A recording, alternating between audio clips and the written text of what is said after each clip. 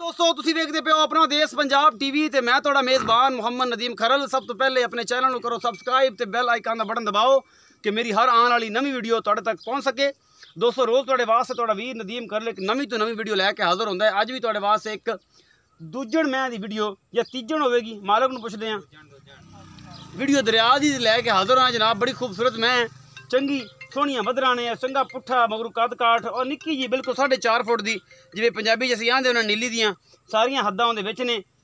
ते कुकरे ने अखां च बिल्कुल सिंह बिल्कुल खुंडे ने और मत्था हल्का जिहा बल्ला है, थण पूरा मुट्ठां दा है और दुद्ध सारा मालक नूं पुछांगे, मुल मल भी सारा उन्होंने पुछांगे और फाइनल करके जनाब तुहानूं सारियां गल्लां जिहड़ियां डिटेलां दसांगे।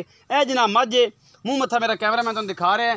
हुण पूरी इहदी बाडी मेरा कैमरामैन तसल्ली दे नाल तुहानूं दिखावेगा एक एक चीज़। थण चड्डा बड़ा खूबसूरत है और पूरा सोहना और बड़ा नायाब चड्डा है। तो जनाब कैमरामैन मेरा पूरी तसल्ली दे नाल थणा दियां पूरियां विरलां और पूरा हवाना पूरी तसल्ली दे नाल दिखा रहा है। बड़ी खूबसूरत और वड्डी मझ है। तुसीं वेखदे पे हो मेरी कैमरे की नज़र, एक एक चीज़ मेरा कैमरामैन दिखा रहा है। कैमरामैन साहब इस पासे हवाना विखा लो, किसी किस्म की कसर ना रहे, कोई वाधा घाटा ना रहे, पूरी खूबसूरती दे नाल विखाओ कि ऐ जी पूरा माशाअल्लाह जिहड़ा फिट बाहर कढ़िया, अद्धा फिट बाहर कढ़िया, सारा पता लग जाए। ये 3 दिन की सूई है या 4 दिन की सूई है मझ है। ए पिछे दे कट्टी है जनाब, पिछे दे कट्टी है, ये मत्थे तो बल्ली और सिंह जनाब इहदे हल्के जे जिहड़े ने खुंडे ने।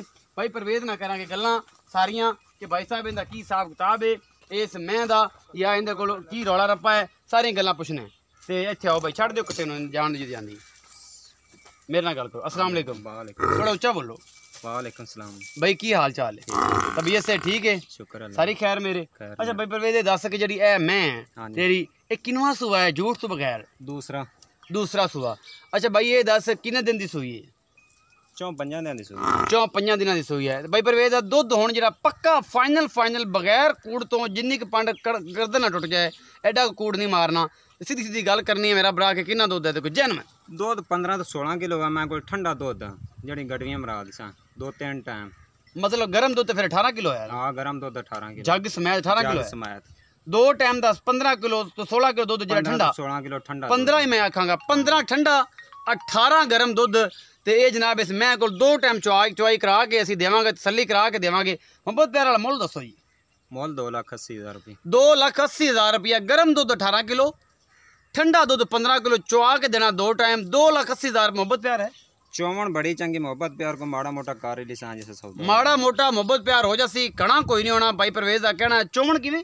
चौवन बहुत चंगी मैं अंगूठे जिन्ना मोटा जिवें आंदे होंदे ने अंगूठे जिन्ना चौवन मोटा और सोहना और पूरे मुठ्ठां दे पूरा रोग दा थण चंगा खूबसूरत।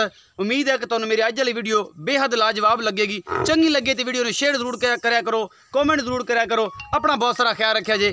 मिलांगे नवीं वीडियो नाल। अल्लाह निगहबान।